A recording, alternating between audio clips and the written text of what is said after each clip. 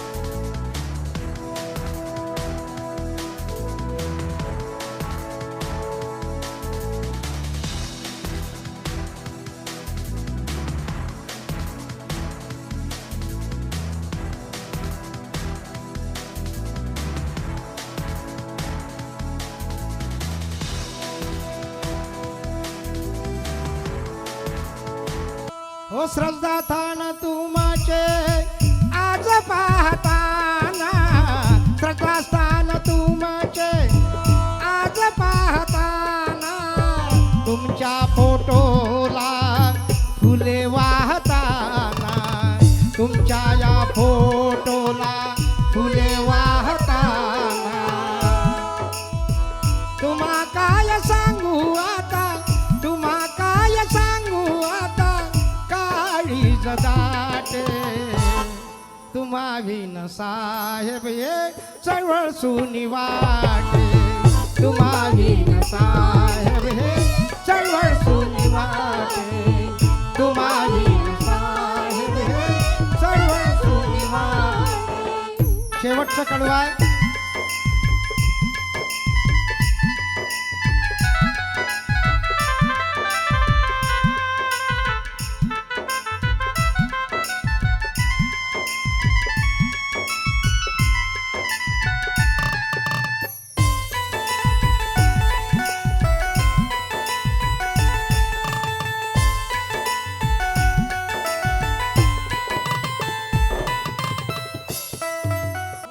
एकोणीसवा स्मृती स्मरण, हा 19वा स्मृती स्मरण आज तुमचा आहे. 19वा स्मृती स्मरण आज तुमचा आहे. तुमच्या या स्मृती स्मरणात अश्रू हे वाहे.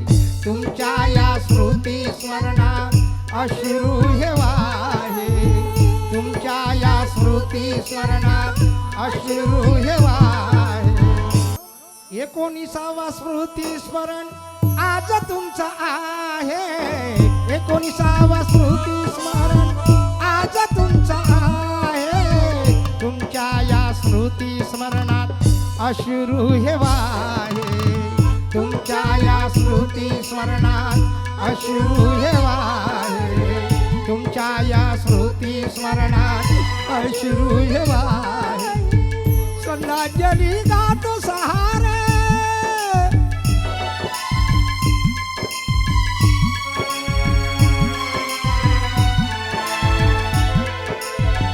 श्रद्धांजली गातो सहारे श्रद्धांजली गातो सहारे श्रद्धांजली गातो सहारे तुम्हा शोधू कुठे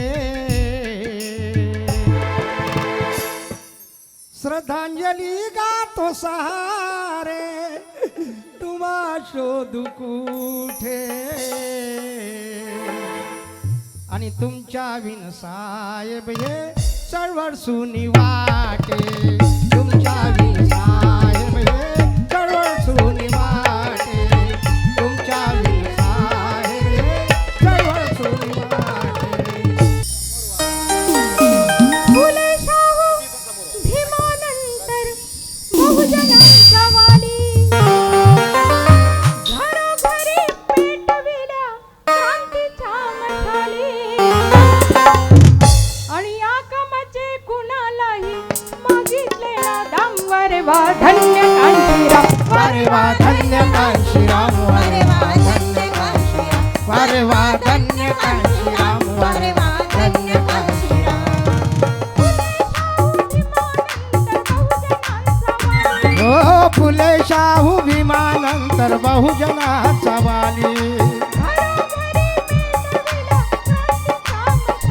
हो घरोघरी पेटविल्या क्रांतीच्या मशाली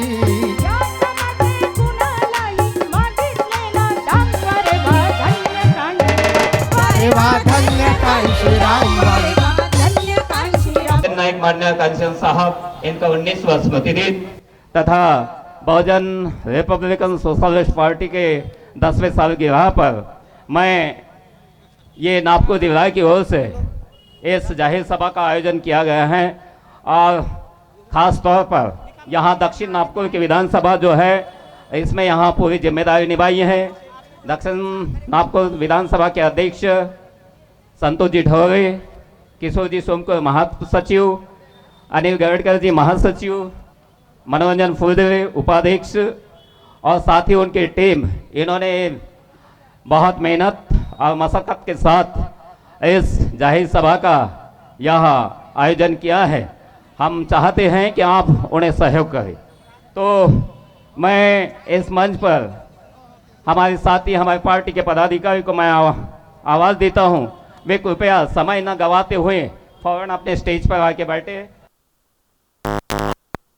मगर कांसीराम साहब ने वो बात कही है, करके बताई है कि अपने जवानी में उन्होंने ये बाबा साहब का कारवा अपने कंधे पर लिए और उसे कामयाब करने के लिए उन्होंने जिंदगी दांव पे लगा दी है। अब समय नहीं होने के कारण हम उस पर कुछ ज़्यादा कह नहीं पाएंगे, क्योंकि अपने महाराष्ट्र में बाबा साहब को जानने और मारने वाले लाखों की तादाद में हैं।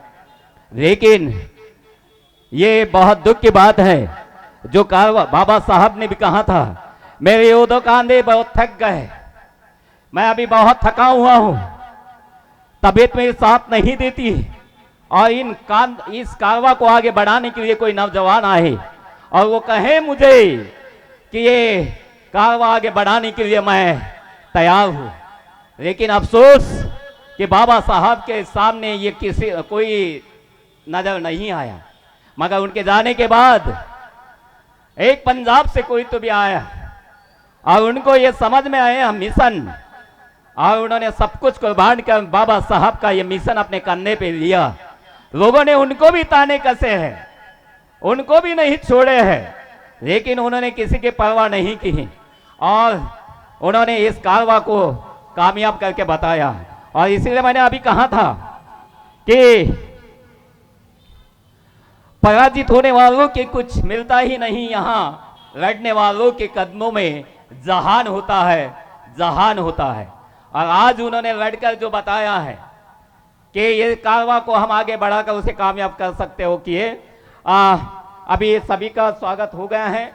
मैं हमारे डायरेक्ट समय का तकाजे को देखते हुए हमारे पास सिर्फ 15 मिनट है। 15 मिनट में मैं पूनमताई घोड़मोड़े तथा जयश्री भादीकर और हमारे जामवेताई और राष्ट्रीय उपाध्यक्ष रमेश जी पाटिल साहब, इनको 5-5 मिनट का समय देते हुए 5-5 मिनट में आपको अपनी बात रखनी है। तो पहले मैं डॉक्टर पूनम जी घोड़मोड़े, हमारे महिला एक्टिविस्ट, उन्हें मैं अनुरोध करता हूं कि आज के इस 69वें धम्मचक्र प्रवर्तन दिन बहुजन नायक मान्य बहुजन कांशीराम साहब तथा बिहार स्पीकर 10वां वर्धापन दिन और 150वीं बिरसा मुंडा जयंती, इस अवसर पर अपनी बात रखें। समय कम है, 5 मिनट में अपनी बात रखनी है।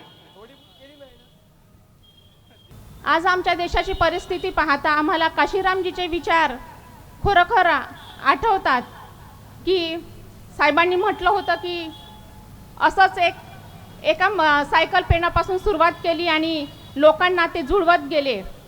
लोग मिलते गए, कारवा चलता गया, परंतु हा कारवा आपल्याला कुठेतरी थांबताना दिसत आहे आणि म्हणून आम्हाला काशीरामजीचा हा कारवा चालवावा लागेल। आज ओबीसी समाज जागृत होऊन राहिलेला आहे। 340 कलम देऊन ओबीसी लोकांना त्यांचं आरक्षण बाबासाहेबांनी दिलं आणि हे आरक्षण आत्ता ओबीसी समाज जागा झाला आणि आता तो आपल्या लढ्यासाठी लढत आहे। जेव्हा बाबासाहेब म्हणायचे की नाही एसटींना आरक्षण दिलं, आम्ही काय एसटी आहोत का, आम्हाला आरक्षण नको, असे म्हणणारे ओबीसी समाज आज जागृत होऊन राहिलेले आहेत। कशामुळे तर काशीरामजीच्या विचारांमुळे। काशीरामजींनी समजावून सांगितलं की ही जी बेरोजगारी आहे किंवा ही तुमची अवस्था आहे तर ही ह्या सरकारची किंवा याच्या मुळे नाही आहे, तर तुमच्या जातीमध्ये तुमच्या वर्णव्यवस्थेमुळे तुमची ही अवस्था झालेली आहे। ॲनिहिलेशन ऑफ कास्ट हे पुस्तक वाचलं आणि त्यांना समजलं की ही जात आपल्या समाजाला किती घातक आहे, ही समाजाला लागलेली कीड आहे आणि ही कीड जर आपल्याला इथून काढायची असेल तर सर्वप्रथम आपल्याला जातीनुसार वर्गीकरण करून आपल्याला जे खाली निष्पत अस्पृश्य लोक आहेत त्यांना वरती काढायचं काम करायचं असेल तर त्यांना सर्वप्रथम वर आणावं लागेल। आणि म्हणून दलित पिछड्या लोकांसाठी मान्यवर काशीरामजी सगळं घरदार सगळं सोडून ते नुसत्या समाजाच्या कामासाठी पागल बनून ते फिरत राहिले आणि त्यांनी आपला कारवा सुरू ठेवला। आणि याच्यासाठीच आज आमची अवस्था दिसत आहे ती मान्यवर काशीरामजीमुळे। कारण मान्यवर काशीरामजींनी समजा आम्हाला बाबासाहेब नसते दिले, बाबासाहेबांना तर संपवूनच टाकलं होतं, परंतु बाबासाहेबांना समोर आणण्याचं काम मान्यवर काशीरामजींनी केलं आणि तोच कारवा समोर नेताना आज आमचे मानेसाहेब दिसत आहेत। आज आमच्या BRSP ह्या पार्टीला 10 वर्ष कंप्लीट झालेले आहेत आणि ह्या 10 वर्षामध्ये आदरणीय मानेसाहेबांनी सुद्धा खूप सारे आंदोलनं, अधिवेशनं जेवढे काही करता येतील तेवढे त्यांनी केलेले आहेत, परंतु चांगले काम करणाऱ्या लोकांची कदर नसते। ह्या सरकारला फक्त मनुवादी लोकांची सत्ता दिसून आलेली आहे। कारण खूप सारे उदाहरणं दिसत आहेत। आता लेटेस्ट जुताफेक, आता सहारे सरांनी आपल्या गीतातून सांगितलं की गवई सरांवर जुता हल्लाफेक केला किंवा बाकीचे ज्या घडामोडी दिसून राहिलेल्या आहेत त्या कशामुळे तर मनुवादी व्यवस्था बळकट होऊन राहिलेली आहे। आपल्याला ही व्यवस्था जर कमकुवत करायची असेल तर आपल्याला सगळ्यांना संघटित होण्याची गरज आहे। बाबासाहेबांनी आम्हाला सांगितलं शिका, संघर्ष करा, संघटित व्हा। आम्ही संघटित होत नाही आहोत। संघटित कोण होत आहेत? मनुवादी लोक। जेव्हा इलेक्शन येते तेव्हा ते लोक संघटित होतात आणि आम्ही मात्र इलेक्शन आले की वेगवेगळ्या गटात वाटून जातो, हा पार्टीचा त्या पार्टीचा, आणि म्हणून आम्ही व्होटिंगमध्ये इलेक्शनमध्ये मागे पडत आहोत। आम्हाला political power is a power असं म्हटलेलं आहे, त्याच्यामुळे आम्हाला ही पॉवर की आम्हाला पटकवायची आहे आणि म्हणूनच जा आणि तुमच्या भिंतीवर लिहून ठेवा की तुम्हाला ह्या देशाची शासनकर्ती जमात बनायची आहे। हे स्वप्न आज आम्हाला पूर्ण करण्याची गरज आहे. याच्यासाठी आम्हाला सगळ्यांना एकजूट व्हायची गरज आहे. तरच कुठे आम्ही काशीरामजीचे आणि आदरणीय आमचे डॉक्टर बाबासाहेब आंबेडकरांचे हे स्वप्न पूर्ण करू शकणार नाही. आणि याच्यासाठी आम्हाला doctor Suresh Mane sir, BRSP संस्थापक यांचे हात मजबूत करण्याची गरज आहे. आणि म्हणून अशा नेत्याला आज सगळ्यांनी मजबूतीने त्यांच्या पाठीशी राहू आणि काशीरामजी किंवा डॉक्टर बाबासाहेब आंबेडकर यांच्या विचाराने चालू आणि समोर येणारे जे स्वप्न होतं की मला शासनकर्ती जमात बनायची आहे. आता येणाऱ्या निवडणुका आहेत, नगराध्यक्ष, नगर परिषद किंवा स्थानिक स्वराज्य संस्थेच्या ज्या इलेक्शन आहेत, त्या इलेक्शनमध्ये प्रत्येकाने काटेकोरपणे जर आपण मन लावून काम केलं तर खरोखर यशस्वी होते. संघर्ष करावा लागतो, विरोध होतो, पण तो विरोध पत्करूनही आपल्याला समोर जावं लागेल. आपल्याला खूप मोठं जे स्वप्न आहे ते पूर्ण करावं लागेल. याच्यासाठी एकच म्हणणं आहे की सगळे मिळून संघटित राहा, तरच आपल्याला यश आहे. अन्यथा आपल्या एवढ्या मोठ्या मेहनतीला काही फायदा नाही. एवढंच मी इथे बोलते आणि मान्यवर काशीरामजी स्मृती दिनाला मी अभिवादन करते आणि इथेच मी माझे 2 शब्द थांबवते. जय भीम, जय काशीरामजी. बहुत बहुत शुक्रिया ताई, आपने बिल्कुल दिए हुए समय में अपनी बात रखी. और इसके बाद मैं आवाज़ देता हूँ कि हमारी भारतीय आदिवासी परिषद के अध्यक्ष नागपुर जिले की जयश्रीताई भादीकर, ये भी अपने 5 मिनट में ही बात रखेंगी. मान्यवर काशीराम साहेब यांचा जन्म 15 मार्च 1974ला पंजाबमध्ये रोपड जिल्ह्यातील खवासपूर या गावाला झाला. तर नोकरी करत असताना त्यांना जातीभेदाचा इतका त्रास झाला आणि इतके ते त्रस्त होऊन डॉक्टर भीमराव आंबेडकर, क्रांतीसूर्य ज्योतिबा फुले आणि पेरियार स्वामी यांचे दर्शन करून खूप आत्मीयतेने त्यांनी ह्या आपल्या क्रांतिकारी लोकांचा चांगला अभ्यास केला. आणि त्या पंजाबमधल्या असलेल्या शीख व्यक्तीला कळलं की मी बाबासाहेबांचे विचार जर समोर नेले तर मी माझी सत्ता उभी करू शकते. हा भेदभाव जे बाबासाहेबांनी ठरवलं होतं, जे महात्मा फुलेंनी ठरवलं होतं, जे सावित्रीबाई फुलेंनी ठरवलं होतं की या देशामध्ये भेदभाव हा संपला पाहिजे, सर्व धर्म समभाव, हा जो उपदेश आहे क्रांतिकारी लोकांचा, हा पूर्ण करण्यासाठी काशीराम साहेब समोर आले आणि त्यांनी एक मिशन हाती घेतलं. आणि त्या मिशनमध्ये ते फक्त सायकलवर त्यांनी आपला मिशन सुरू केला आणि केला. तर त्याच्यामध्ये त्यांचे विचारांनी इतके लोक जुडले की त्यांनी एक सत्ता उभी केली. आणि ही सत्ता उभी करणं काही साधी गोष्ट नाही आहे. सत्ता उभी करणं साधी गोष्ट नाही. चांगल्याचे आणि तेही विना पैशाने तर सत्ता कोणीही उभी करू शकतो, परंतु बिना पैशाने फक्त आंबेडकर, फुले, शाहूचे विचार सांगून सत्ता उभी करणे म्हणजे हा फार मोठा गोष्ट आहे. आणि आम्हाला मिळालेला हा वरदान आहे काशीराम साहेब. आणि आज त्यांचा 19वा स्मृती दिन आहे आणि या स्मृती दिनानिमित्त आज आपण इथे सगळे जमलो आहोत. आपल्या BRSP पार्टीचे राष्ट्राध्यक्ष डॉक्टर सुरेश माने साहेब यांना मी खरंच कोटी नमन करते की खरंच ह्या सगळ्या महापुरुषांचे, काशीराम साहेबांचे, डॉक्टर बाबासाहेब आंबेडकरांचे विचार ते पुढे नेत.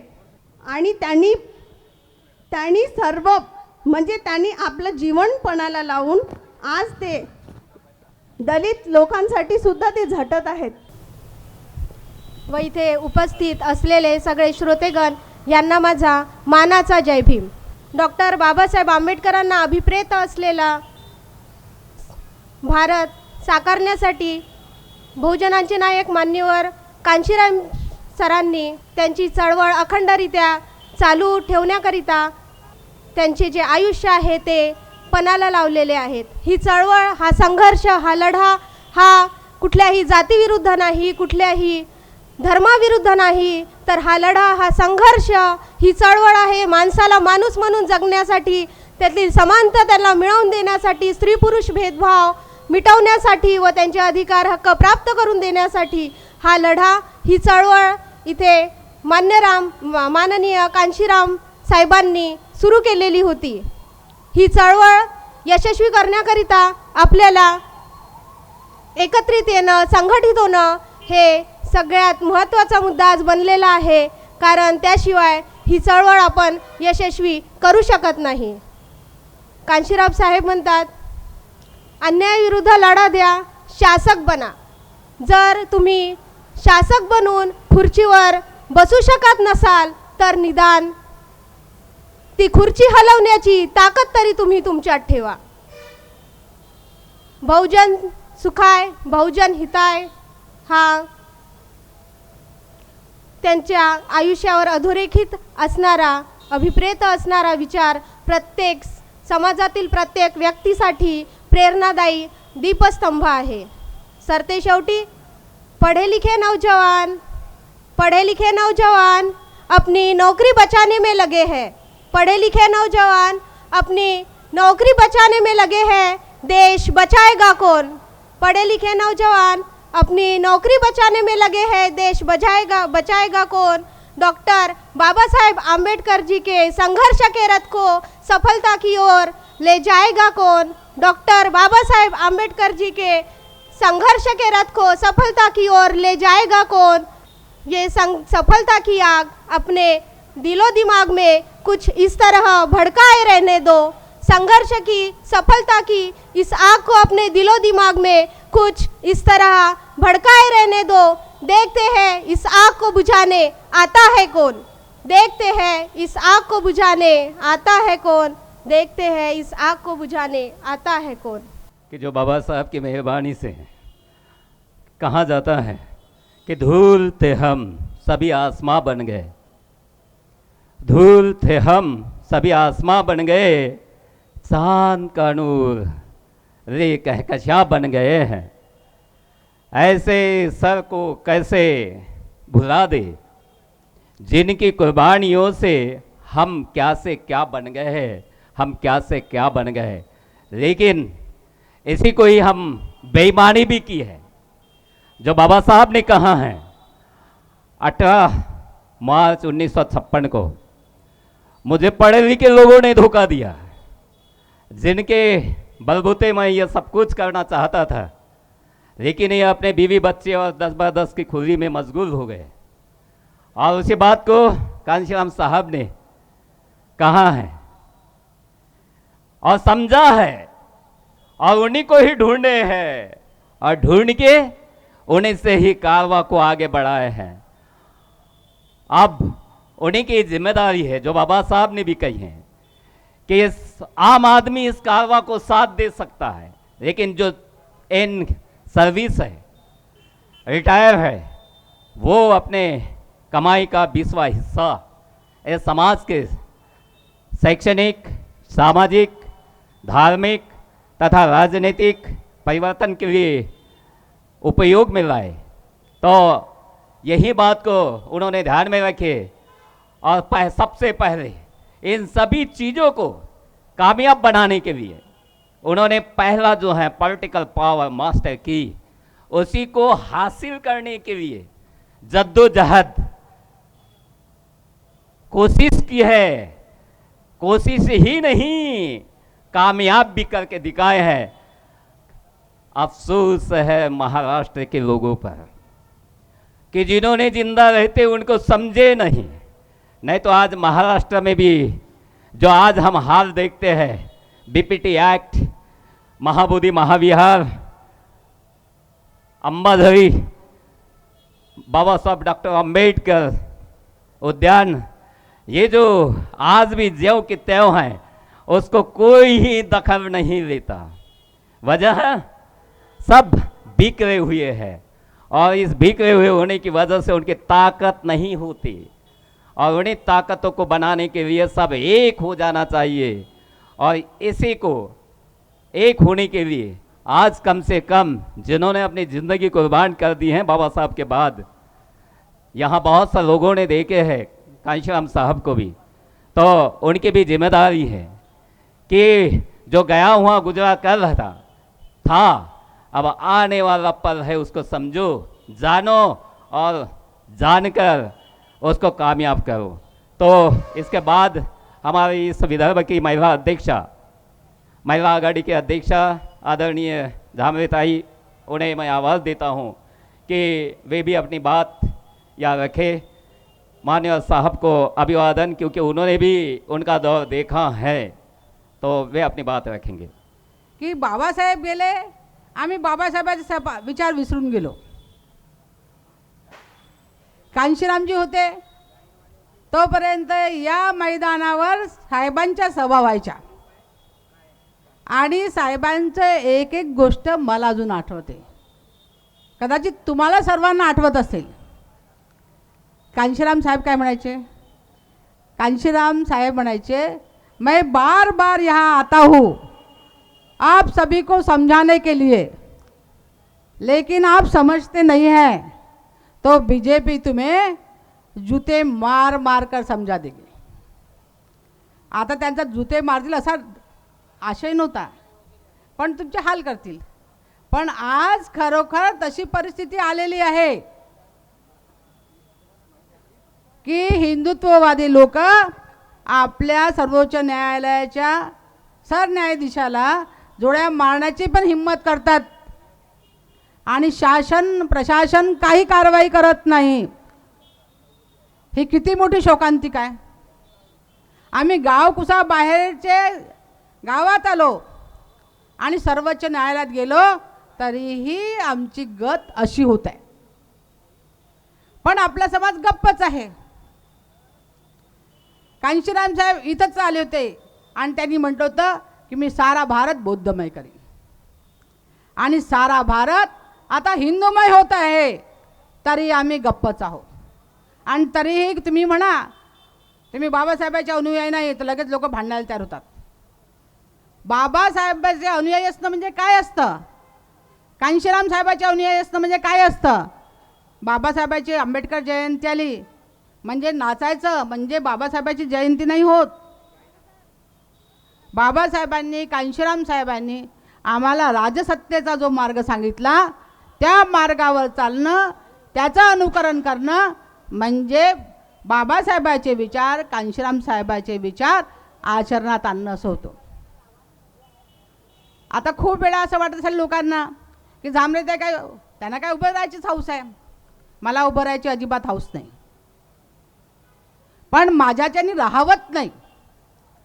याच ठिकाणी आपण सर्वजण आले होता आणि मला तुम्ही BSP मधून बाबासाहेबांचं काम करण्यासाठी, आंबेडकरी चळवळ पुढे नेण्यासाठी निवडून पाठवलं होतं आणि म्हणून त्याला स्मरून मी सांगितलेलं आहे तुम्हाला की आयुष्याच्या शेवटपर्यंत मी बाबासाहेबाचं आणि कांशीराम साहेबाचं काम सोडणार नाही आणि मला वाटतं तुम्ही पण सोडू नये।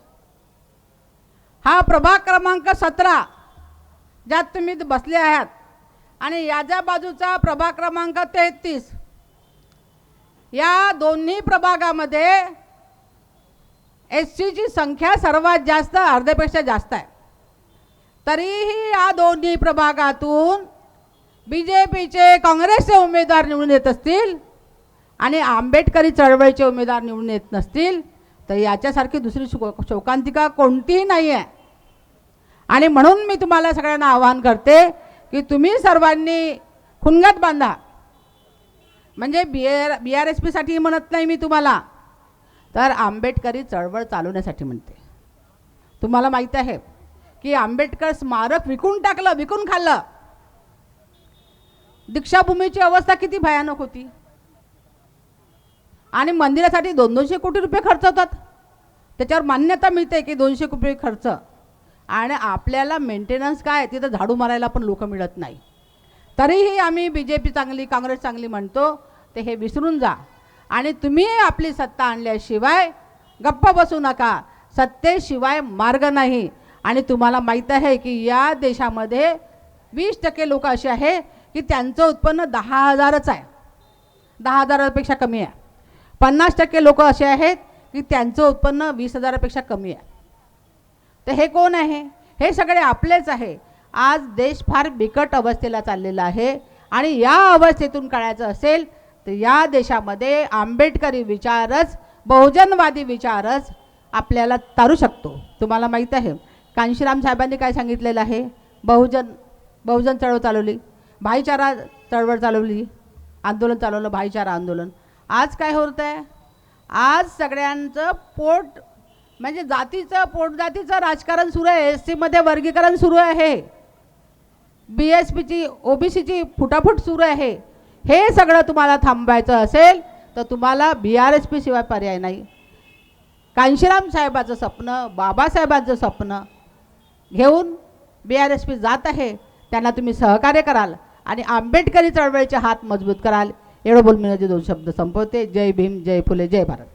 की आता येणाऱ्या निवडणुकीचा, या निवडणुकीच्या मध्ये जे जे रोस्टर आहे त्या रोस्टरवर आपले प्रतिनिधी आपण कसे गेले पाहिजे आणि सर्वांना, सर्व पक्षांची युती जर होईल, फुले आंबेडकरी विचार चळवळीच्या पक्षांची जर युती होईल तर फारच चांगलं होईल. कारण की एकामेकाचे पाय तंगडे धरून आपटल्यापेक्षा फुले शाहू आंबेडकर विचारधारा सांगणारे जे काही पक्ष आहेत, सर्व पक्षांना एका ठिकाणी बोलवून, कारण की आम्ही कळमेश्वरला तसा प्रयोग करत आहोत आणि त्याशिवाय पर्याय नाही. मानेसाहेब गेल्या 10 वर्षापासनं सर्वांना सांगत आहे, पक्ष तुमच्या जवळ असू द्या, परंतु इलेक्शनमध्ये तरी एकत्र या आणि आपापल्या सीटा, ज्या ज्या प्रभागात आपले दमदार वजन आहे त्या ठिकाणी आपल्या सीटा उभा करा. आम्ही तुम्हाला सहकार्य करू, तुम्ही आम्हाला सहकार्य करा.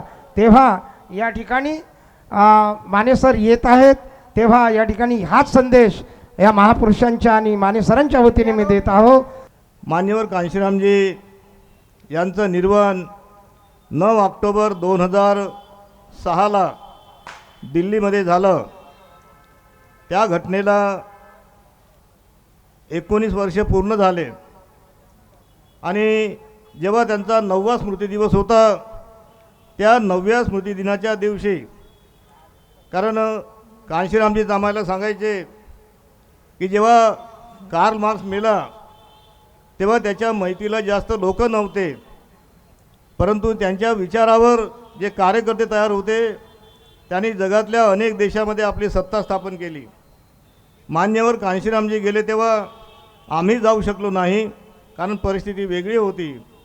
परंतु जेव्हा 9मध्ये 2006मध्ये कांशीरामजी निघून गेले आणि पुढे मान्यवर कांशीरामजी यांनी 1965 पासून 2003पर्यंत सातत्याने 41 वर्षापर्यंत जो संघर्ष केला आणि फुले शाहू आंबेडकरी चळवळीला गतिमान केलं, त्या चळवळीला 2014च्या नंतर खीळ बसायला लागली.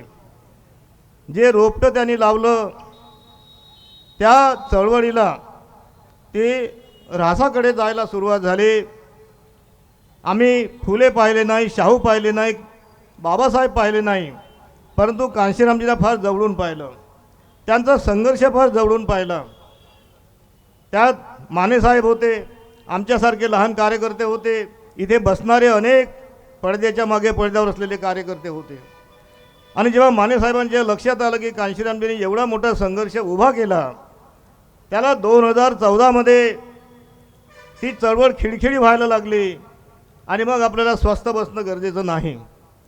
ज्या पद्धतीने मान्यवर कांशीरामजी पुण्यामध्ये नोकरीमध्ये असताना बाबासाहेबांच्या जयंतीची सुट्टी नाकारली प्रशासनाने आणि ती घटना कांशीरामजींना माहीत झाली, तो बाबासाहेबांचा अपमान असं कांशीरामजींना वाटलं आणि त्या घटनेला कलाटणी मिळून कांशीरामजींनी या देशामध्ये फुले शाहू आंबेडकरी चळवळ गतिमान केली. त्यापूर्वी ते अनेकांना भेटले, जे बाबासाहेबांच्या सानिध्यामध्ये ज्यांनी काम केलं, जे जिवंत होते त्या सर्वांना भेटले. त्या सर्वांनी कांशीरामजींना सांगितलं, अरे कांशीराम, तू 28-29 वर्षाचा आहेस, आता नोकरीला लागलास, या भानगडीत पडू नको, ते आमचं काम आम्ही पाहून घेतो, आपलं लग्न बिग्न कर आणि संसारात खुश हो. ते निराश नाही झाले, त्यांना वाटलं हे काही करणार नाही मग हे जर करत नसते तर व्हाय नॉट मी. आणि मग त्यांनी चळवळीला गतिमान केलं.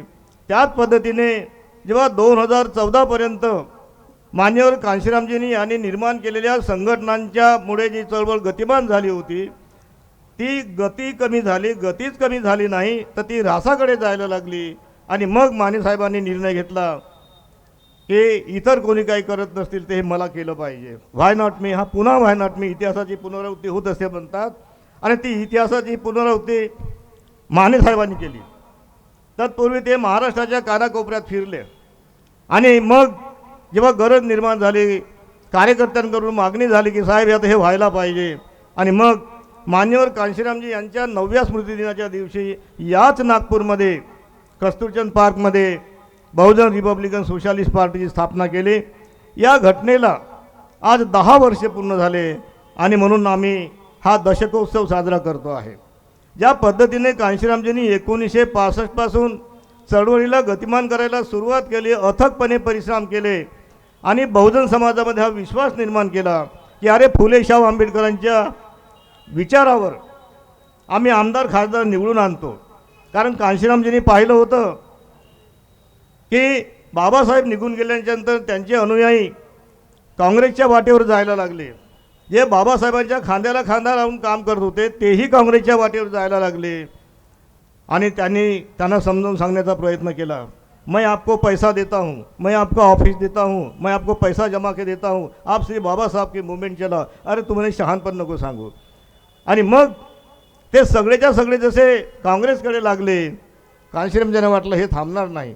आणि त्यांनी अशी चळवळ गतिमान केली की या देशामध्ये फुले शाहू आंबेडकरी विचारावर आमदार खासदार निवडून आणले, सरकार बनवलं, सरकार चालवून दाखवलं आणि ते सिद्ध केलं.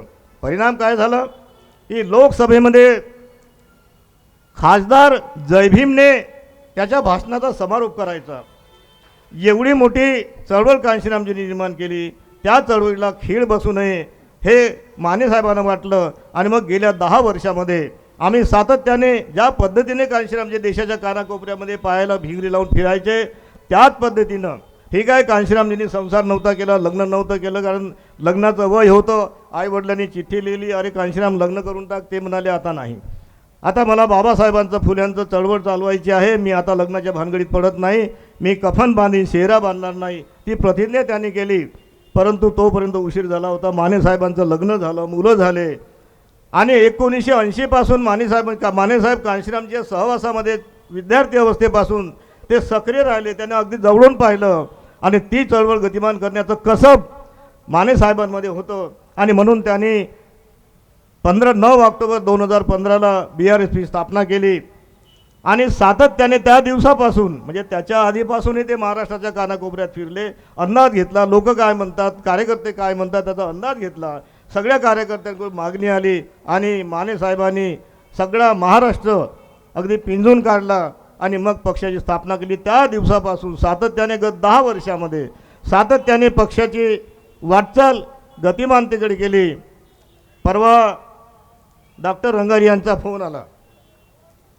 ते म्हणाले साहेब ढगाळ वातावरण आहे, पाऊस येण्याची शक्यता आहे, पाऊस काही सोडत नाही आणि आता परत आपली 9 तारखेला सभा आहे, 5 तारखेला ढगाळ वातावरण आहे, कसं करायचं. मला चिंता करायची नाही. मानेसाहेबांच्या पाऊस मग एक तर पुढे पुढे चालतो किंवा मागे मागे येतो. गेल्या 10 वर्षामध्ये कधीही पावसामुळे सभा रद्द झाली असं झालं नाही, कधीही वादळामुळे सभा रद्द झाली असं झालं नाही. याच मंचावरती जसं रंगारी मग अशी बोलले, धो पावसामध्ये कांशीरामजींच्या उपस्थितीमध्ये खालून पाणी चाललं, वरून पाऊस येऊन आला आणि कांशीरामजींनी भाषण दिलं. ते हे हातोहात मंच आहे. त्याच्यामुळे कांशीरामजींनी कार्यकर्ते जसे तयार केले त्यांना म्हणलं घाबरू नका. आणि आज मानेसाहेब आले, कालपासून पाऊस नाही, कदाचित मानेसाहेब इथून निघून जातील तेव्हा पाऊस येईल, पण ते दुसरीकडे जातील तेव्हा तिकडे पाऊस नसेल. हे आम्ही गेल्या 10 वर्षापासून पाहून राहिलो. आणि गेल्या 10 वर्षामध्ये मान्यवर कांशीरामजींनी जे दिशानिर्देश दिले होते चळवळ गतिमान करण्याचे, त्याच दिशानिर्देशानुसार एक स्वाभिमानी चळवळ, इथे बसलेले जेवढे कार्यकर्ते त्या चळवळीतल्या कार्यकर्त्याच्या खिशातून पैसा उभारून ही सभा चालली आहे. हे कोणत्या धन्ना सेटाच्या पैशातून सभा नाही. आता आम्ही हे BRSP बुलेटिनचं विमोचन केलं. हा दशकोत्सव विशेषांक आहे. मान्यवर कांशीरामजी गेल्यानंतर अनेक प्रकाशनं बंद झाले, बंद करण्यात आले, परंतु माने साहेबांनी बहुजन रिपब्लिकन सोशलिस्ट पार्टीची ज्या दिवशी स्थापना केली त्याच दिवशी बहुजन संघटक चालू केला. पण कोरोनाच्या काळामध्ये तो बंद पडला आणि कोरोना जसाही गेला तसा या ठिकाणी BRSP बुलेटिन आम्ही काढत आहोत. हे मासिक आहे. कार्यकर्त्यांचे ज्याला मनुष्यबळ लागते यासाठी मनुष्यबळ कम असल्यामुळे आम्ही दैनिक आणण्याचा प्रयत्न केला. दैनिकासाठी आम्ही कलेक्शनही केलं. त्याची प्रोसेस सुरू आहे. अनेक कार्यकर्त्याची कुजबुज होते दैनिक केव्हा सुरू होईल, दैनिक सुरू होईल, त्याची प्रोसेस सुरू आहे. आणि म्हणून तोपर्यंत मानेसाहेब ज्या महाराष्ट्रात फिरतात, देशात फिरतात, ते काय बोलतात, काय विचार सांगतात हे कार्यकर्त्यांपर्यंत जायला पाहिजे, गावागावात जायला पाहिजे. म्हणून हे BRSP बुलेटिन आम्ही सातत्याने काढत आहोत. बहुजन नायक कांशीराम साहब को कौन नहीं जानता. मुझे नहीं लगता है कि नागपुर में उनके बारे में जो भी सोशो पॉलिटिकल एक्टिविस्ट है वो जानता नहीं, ऐसा हो ही नहीं सकता. जिसका अंबेडकरी आंदोलन के साथ कोई रिश्ता है वो हर कोई बहुजन नायक कांशीराम जी के योगदान को अच्छी तरह से समझता है. कांशीराम साहब सिर्फ एक राजनीति के लेवल पे बहुत लोगों को पता है, लेकिन एक विचारक के नाते, चिंतक के नाते, रणनीति के नाते और भारत देश की जो भी जितनी भी वर्तमान समस्याएं हैं, चाहे वो आर्थिक रूप से हो, सामाजिक रूप से हो, चाहे वो कल्चरल रूप से हो, किसान नीति को लेकर हो, रोजगार नीति को लेकर हो, बहुजन नायक कांशीराम जी के पास उसके बारे में एक रचनात्मक रिपोर्ट था, अहवाल था. दुर्भाग्य की बात है कि उनके हाथ में देश की बागडोर नहीं गई. जिन सूबों की गई, राज्यों की गई, उन राज्यों का कायोपालट उन्होंने किस तरह से किया इसको भी आप लोग अच्छी तरह से जानते हैं. उत्तर भारत में खुद बाबा साहब अंबेडकर को घर घर पहुंचाने का काम बाबा साहब के तालीम में पैदा हुए BP मौर्य जैसे लोगों ने जरूर किया. लेकिन BP मौर्य के बाद अगर उत्तर भारत में फुले शव अंबेडकर को घर घर पहुंचाने का काम किसने किया तो वो निसंशय साहब श्री कांशीराम जी ने किया.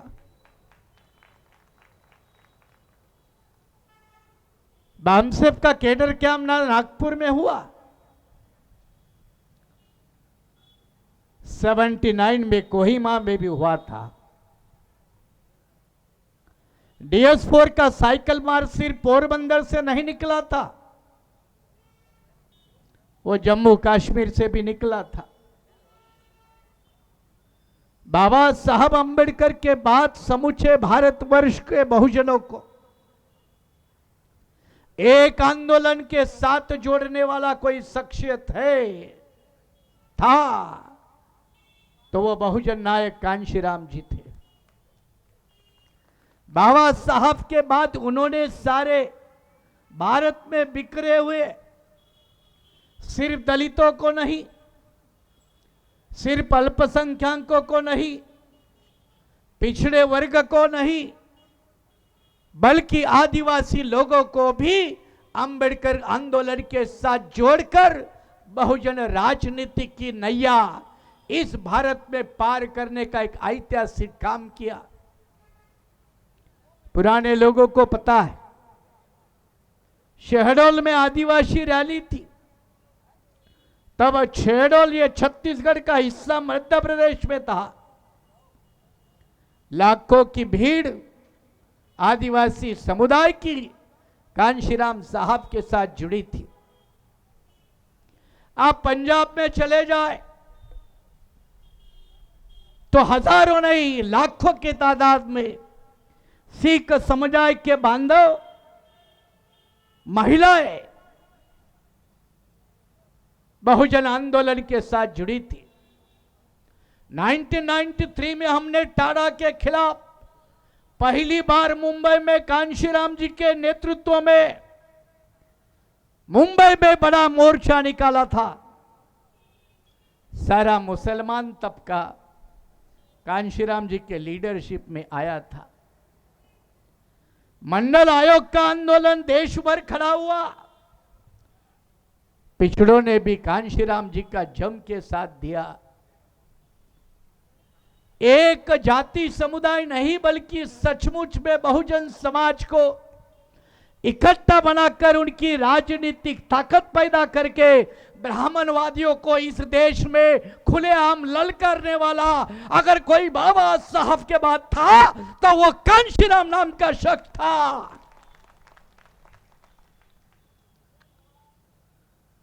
लेकिन बाबा साहब भी कुछ सपनों को छोड़कर चले गए। वो भी जीते जी अपने आंदोलन को एक लॉजिकल एंड तक नहीं पहुंचा पाए। वो भी देखना चाहते थे मेरे लोग हुक्मरान बने, छोटे मोटे पदों पर पहुंचे, हुक्मरान नहीं बने। बाबा साहब चाहते थे पूरा भारत बौद्धमय बने। महाराष्ट्र के 5-10 लाख छोड़ दे और बाबा साहब के बाद कुछ उत्तरी और दक्षिण भारत के बौद्ध छोड़ दे तो 1 करोड़ को भी हम पार नहीं कर पाए। कांशीराम साहब भी सम्राट अशोक का भारत देखना चाहते थे। उन्होंने कई सभाओं में कहा था मेरे सपनों का भारत सम्राट अशोक का भारत। और सम्राट अशोक का भारत वो कौन सा है ये बताने की जरूरत मैं नहीं समझता हूं। बाबा साहब चाहते थे कि इस देश की सत्ता, इस देश की पावर पॉलिटिक्स बहुजनों के पैरों तले हाथ में आ जाए। नहीं हो पाया। कांशीराम जी भी यही चाहते थे। कुछ हद तक ज्यादा सफल हो गए। पूरे देश की राजनीतिक सत्ता अपने हाथ में नहीं ले पाए। बहुजनों के सारे महापुरुषों के आंदोलन का, चाहे बुद्ध से लेकर चारवाक से लेकर महात्मा फुले हो, पेरियार जी हो, नारायण गुरु हो, कई देशों में उन महापुरुषों ने जितनी उम्मीदें रखी थी वो कुछ हद तक पूरी हुई, लेकिन सारी नहीं पूरी हुई। कांशीराम जी भी बहुत जल्दी चले गए। परिणाम था यही था कि जिस मोड़ और मुकाम तक कांशीराम जी ने बहुजन आंदोलन को पहुंचाया, आगे क्या होगा? बाबा साहब के बाद आगे क्या होगा? फुले के बाद आगे क्या होगा? यह बहुजन आंदोलन की एक डार्क साइड है कि इसको कभी कंटिन्यूटी नहीं मिली है। चढ़ाव उतार से भरा हुआ इतिहास है हमारा। और इसलिए बाबा साहब के बाद जैसे ढलान पर पहुंचे, कांशीराम साहब के जाने के बाद भी ढलान पर पहुंचना था। ब्राह्मणवादी लोग जैसे चाहते थे वैसे ही हो गया। ढलान पे पहुंच गया, और जब ढलान पे पहुंच गया तो हम लोगों ने सोच समझकर अपने राजनीतिक पद को त्याग कर, क्योंकि मैं उस वक्त ऑल इंडिया का बीएसपी का महामंत्री था, सारे पदों को छोड़कर किसी भी कीमत पर कांशीराम जी की मूवमेंट जिंदा रहनी चाहिए, इस मकसद के साथ मैदान में उतरे और 9 अक्टूबर को बीआरएसपी को लॉन्च किया। जब लॉन्च किया मामा देशमुख थे, मंच पर थे, बच्चू कडू मंच पर थे,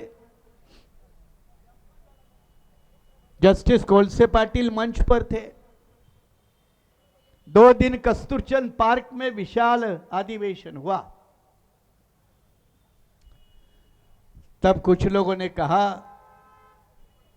इतना जल्दी बीएसपी नहीं छोड़ना चाहिए था।